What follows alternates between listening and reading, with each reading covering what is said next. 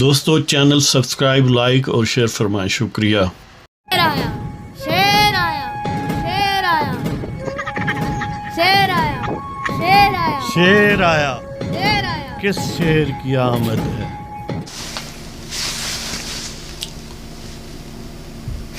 بسم اللہ الرحمن الرحیم، الحمدللہ رب العالمین والصلاة والسلام علی خاتم النبیین۔ پاک ویوز محمد منشا، السلام علیکم، کیسے ہیں جی؟ بالآخر وہ شخص اپنے انجام کو پہنچا جس نے دنیا کا ہر اخلاق، وطن پاک کا ہر قانون اور آئین اپنے انا، اپنی اکڑ کے پاؤں تلے رون دیا تھا۔ وہ غالب کا مشہور شعر ہے کہ نکلنا خلد سے آدم کا سنتے آئے، نکلنا خلد سے آدم کا سنتے آئے ہیں، لیکن بہت بے آبرو ہو کر تیرے کوچے سے ہم نکلے۔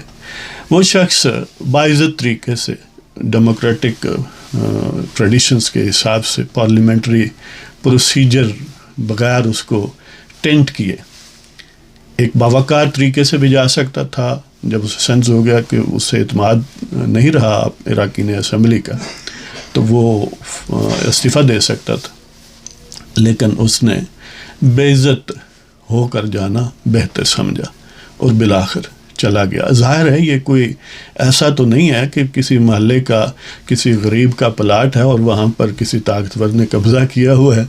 یہ اگر پلاٹ بھی سمجھا جائے تو جن طاقتوروں نے قبضہ کیا ہوا ہے ان کے جسم پر اس قسم کے کپڑے تو نہیں ہوتے جس طرح خان صاحب نے پہنے ہوئے تھے۔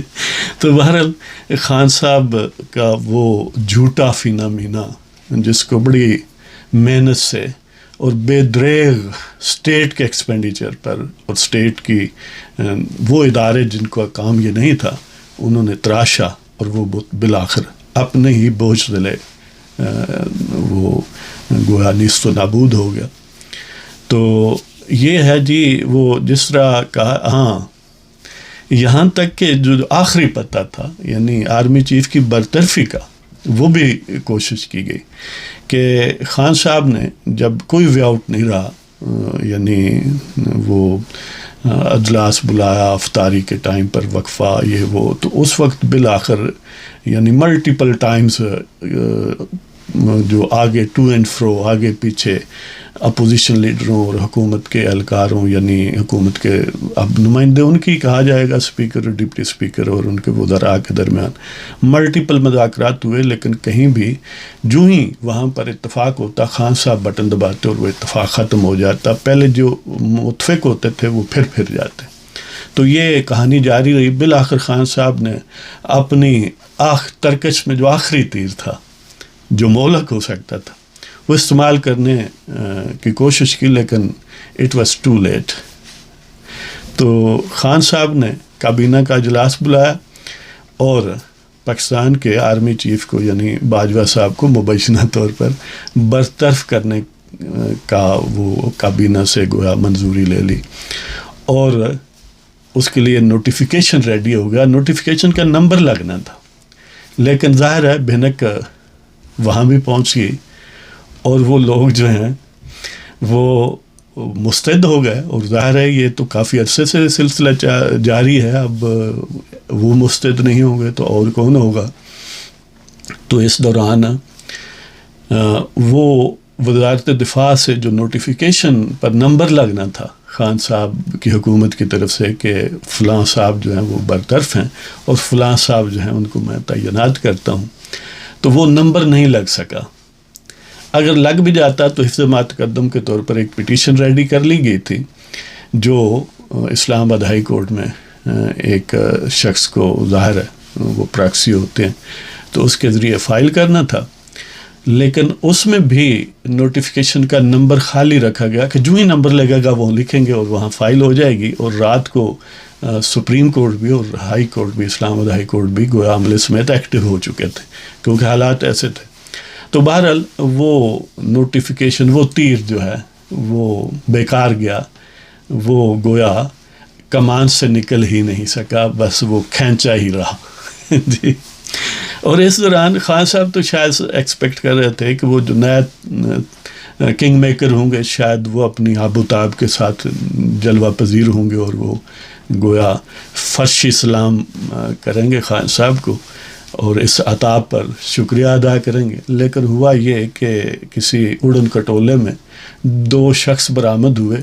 وہ نہیں تھے جو خان صاحب نے گویا نئے انداز سے بنائے تھے, وہ وہی تھے جن کو ہٹایا گیا تھا.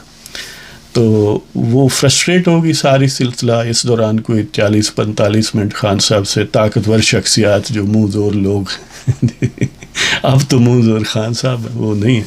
تو بہرحال یعنی مبینہ طور پر ڈی جی صاحب ISI اور یعنی آرمی چیف یہ خان صاحب سے ملاقات ہوئی تنہائی میں. تنہائی بھی ایسی کہ جس میں کئی لوگ تھے, یعنی وہ ظاہر 3 تو یہ خود ہی بن جاتے ہیں تو 1-2 اور بھی ہوں گے. تو بہرحال وہ مبینہ طور پر سنا ہے کہ تلخی بھری ملاقات تھی اور وہ گویا آخری ملاقات تھی. ہاں جی. تو وہ ساری کوششیں بالآخر ناکام ہوئی اور خان صاحب کے پاس جو آخری تیر تھا وہ گویا بغیر فائر کیے ہی ناکام ہو گیا. بس وہ کسا ہی رہا, کمان جو ہے اس سے نکل ہی نہیں سکا. تو دوسری طرف آپ کو پتہ ہے کہ جب کوئی وے آؤٹ نہیں رہا, ہر ایک معقول اور لیگل اور کانسٹیٹیوشنل جو ایفرٹ ہے اس کو خان صاحب نے اپنی شرارت, اپنی کجروی, اپنی نخوت اور بے جا خواہش اقتدار جو ہے, کرسی اقتدار سے گویا چمٹنے کی خواہش جو ہے اس سے ناکام بنایا. اور اسپیکر نے بالآخر استعفیٰ دے دیا کہ اور کوئی وے آؤٹ نہیں تھا. کہ ظاہر ہے وہ اس طرح توہین عدالت کا مرتکب ہوتا اگر خان صاحب کو حکم مانتا, اور اس طرح اپنی پارٹی سے بھی اسے لان تان ہوتی. تو اس نے یہی بہتر سمجھا کہ وہ مائک پینس نہیں ہے. یہی بالکل صورتحال امریکہ میں کم و بیش آپ کہہ سکتے ہیں کہ جب ٹرمپ نے الیکشن ریزلٹس کو فرسٹریٹ کرنے کی کوشش کی تو مائک پینس جو اسی کا وائس پریزیڈنٹ تھا اور سینٹ کا by virtue of their being vice president chairman تھا. تو اس نے جو الیکشن کا رزلٹس ہے اس کو کنفرم کرنا کا یہ کانسٹیٹیوشن کا پروسیجر ہے امریکہ میں, تو اس کو ناکام بنانے کے لیے ٹرمپ نے ظاہر ہے آپ کو پتہ ہے وہاں حملہ کروایا اور یہ بڑا پریشر ڈالا کہ مائک پینس اس پروسیس کو مکمل نہ کرے اور اس طرح وہ ہوا میں رہے, یا اس کا ایک الٹرنیٹ انہوں نے بندوبست جو کیا ہوا تھا جھوٹے ریپریزنٹیٹیوز لائے ہوئے تھے پریزیڈنشل الیکٹوریٹ کے. تو بہرحال وہ ظاہر ایک کہانی بنی اور مائک پینس جو ہے وہ ٹرمپ کی اب نشانے پر ہے, لیکن وہ ٹرمپ سے وفاداری کی بجائے اس نے امریکی آئین سے اور امریکی قوم سے اپنے وطن سے وفاداری شو کی اور امریکہ ایک بہت بڑے انتشار سے بچ گیا. لیکن پاکستان میں بدقسمتی سے ایسا کوئی مائک پینس نہیں تھا. مائک پینس بننے کا بہترین موقع تھا اسپیکر کو, ڈپٹی اسپیکر کو, لیکن وہ اس اسٹیچر کے لوگ, وہ اس قد و قامت کے لوگ نہیں تھے. لہٰذا وہ وطن اور آئین اور اخلاق اور قانون سے وفاداری کی بجائے ایک شخص کے وفادار رہے جس کا نام عمران خان ہے, یا اس کی بلیک میلنگ کا شکار رہے, یا اس سے خوفزدہ رہے, جو بھی آپ اس کو نام دیں. تو الٹیمیٹلی پھر یہ ہے کیونکہ قاسم سوری ڈپٹی اسپیکر کے خلاف, اس کی رولنگ کے خلاف فیصلہ آیا تھا اور نتیجتاً اپوزیشن ان کے خلاف عدم اعتماد کی قرارداد ان کے خلاف بھی جو فائل کر دی تھی اسمبلی سیکریٹریٹ میں. تو جو اسپیکر ہے اس نے استعفیٰ دے دیا. تو بالآخر جو ہوتا ہے پینل آف چیئرمین, ان میں یا صادق سابق اسپیکر اسمبلی اور شاید مستقبل کے بھی اب وہی ہیں, تو ان کو چیئرمین بنایا گیا اور وہ انہوں نے کنڈکٹ کی پروسیڈنگز اور عدم اعتماد کی کارروائی پوری ہوئی. عدم اعتماد یعنی خان صاحب کو ہٹانے کے حق میں 174 ووٹ ڈالے گئے اور ظاہر ہے جواب میں تو خان صاحب میدان میں ہی نہیں آئے.